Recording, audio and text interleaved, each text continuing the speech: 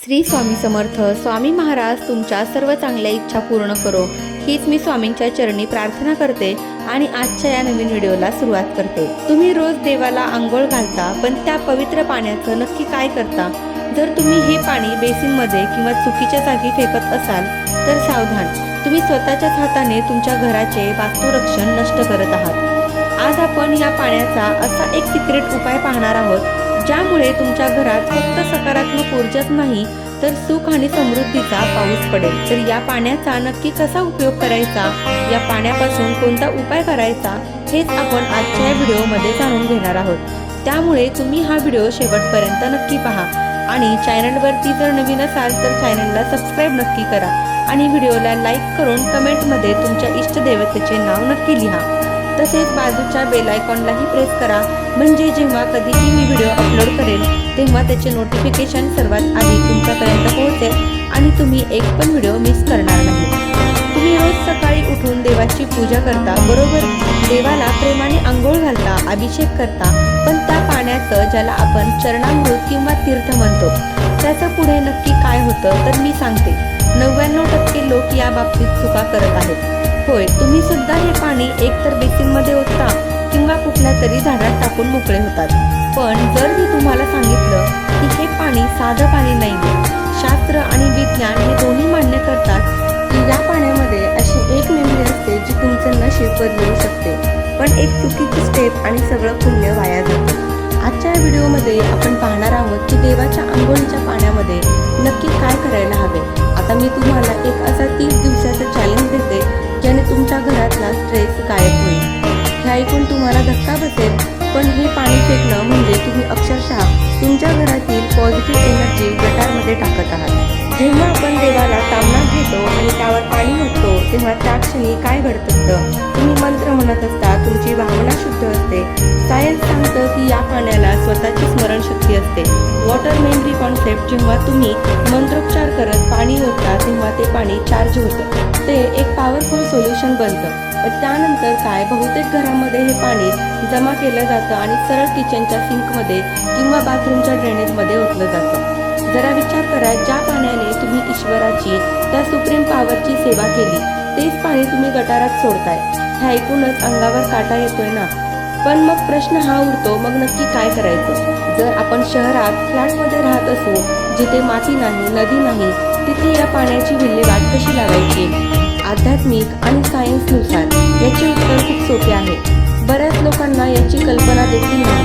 पण लोकांचा एक मोठा गैरसमज आहे की देव तर भावनांचा भुकेला आहे, पाणी कुठेही टाका, काय फरक पडतो? पण फरक पडतो जेव्हा धातूच्या मूर्तीवर, विशेषतः तांबे, पितळ किंवा चांदीच्या, पाणी पडतं तेव्हा त्या पाण्यामध्ये त्या धातूंचे सूक्ष्म कण, नॅनो पार्टिकल्स मिसळतात. तांबे शरीरासाठी अँटीबॅक्टेरियल आहे, चांदी शीतलता देते आणि जेव्हा हे पाणी मंत्रांनी भरलेलं असतं तेव्हा ते हिलिंग पोषण बनतं. पण आपण काय करतो? आपण ते वेस्ट समजून फेकून देतो. पण एका रिसर्चनुसार जपानमध्ये डॉक्टर मसारू इमोटो यांनी पाण्यावर प्रयोग केले होते. त्यांनी सिद्ध केलं की जेव्हा आपण पाण्याला चांगले शब्द बोलतो तेव्हा त्याचे क्रिस्टल्स हिऱ्यासारखे सुंदर बनतात. आणि देवाला आंघोळ घालताना आपण काय बोलतो? स्तोत्र, मंत्र आणि प्रार्थना. म्हणजे ते तामणातलं पाणी आता साधं H2O राहिलेलं नाही, ती एक लिक्विड एनर्जी आहे. आणि या एनर्जीला चुकीच्या जागी टाकलं म्हणजे हाय व्होल्टेज वायरलला उघड्या हाताने पकडण्यासारखं आहे. यामुळे तुमच्या घरात वास्तुदोष निर्माण होऊ शकतो. मला माहिती आहे की तुम्ही आता विचार करत आहात, बापरे, मग मी आतापर्यंत पाप करत होतो का? घाबरू नका. इथून पुढे काय करायचं आहे त्याच्या 3 स्टेप मी आता सांगणार आहे. आणि तिसरी स्टेप तर अशी आहे जी तुम्हाला श्रीमंत बनवू शकते. त्या पाण्याचे काय करायचे? सर्वात पहिला उपाय, सर्वात पवित्र वापर म्हणजे तीर्थप्राशन. हो, तुम्ही ऐकलं ते बरोबर आहे. देवाला आंघोळ घातल्यानंतर ते पाणी ताम्हणात एका स्वच्छ पेल्यात किंवा भांड्यात काढा. त्यात तुळशीचे पान टाका. तुळस पाण्याला अधिक शुद्ध करते आणि घरातील प्रत्येकाने उजव्या हाताच्या तळव्यावर घेऊन ते पाणी प्यायचं आहे. का तर तांब्याच्या मूर्तीवरून आलेलं पाणी पोटातील जंतू मारतं. हे चार्ज झालेलं पाणी तुमच्या मनाला शांत करतं. दिवसाची सुरुवात जर पॉझिटिव्ह एनर्जी पिऊन झाली तर दिवस खराब जाण्याचा प्रश्नच येत नाही. पण थांबा, जर मूर्तींना शेंदूर लावला असेल किंवा केमिकल युक्त कुंकू वापरलं असेल तर हे पाणी पिऊ नका. ही मोठी वॉर्निंग आहे. फक्त साध्या पाण्याने किंवा नैसर्गिक गंधाने पूजा केली असेल तरच हे करा. उपाय नंबर 2, वास्तुरक्षण. समजा पाणी जास्त आहे आणि सगळ्यांनी तीर्थ म्हणून प्यायल्यावर हे उरलं आहे, तर आता काय करायचं? तर हे पाणी घ्या आणि एका स्वच्छ स्प्रे बॉटलमध्ये भरा किंवा साधं हाताने शिंपडा. कुठेतरी तुमच्या घराच्या मुख्य दरवाजावर आणि घराच्या प्रत्येक कोपऱ्यात. शास्त्रानुसार घरातील नकारात्मक ऊर्जा कोपऱ्यांमध्ये लपून असते. जेव्हा तुम्ही हे भरलेलं पाणी तिथे शिंपडता तेव्हा ती निगेटिव्हिटी पळून जाते. हे एक प्रकारचं अदृश्य सुरक्षा कवच आहे. विश्वास ठेवा, घरातील वातावरण पूर्णपणे बदलते. कामातलं फ्रस्ट्रेशन कमी होतं. उपाय नंबर 3, वनस्पतींना जीवन. अजूनही पाणी उरले तर आता तिसरा उपाय, हे पाणी तुम्ही तुमच्या घरातील झाडांना घालू शकता. पण इथे एक मोठी कॅच आहे. सगळेजण हे पाणी तुळशीला घालतात, पण शास्त्र सांगतं रविवारी आणि एकादशीला तुळशीला पाणी घालू नये किंवा तुळशीची पाने तोडू नये. मग त्या दिवशी हे पाणी कुठे टाकायचं? आणि दुसरी गोष्ट, देवाच्या पाण्यामध्ये गंध, अक्षता, फुले असतात. जर हे कुजले तर झाडांना बुरशी लागू शकते. त्यामुळे हा नियम फॉलो करा. पाणी गाळून घ्या, निर्माल्य वेगळे करा. तुळशी व्यतिरिक्त इतर कोणत्याही फुलझाडाला जसे जास्वंद, गुलाब, मोगरा हे पाणी घाला.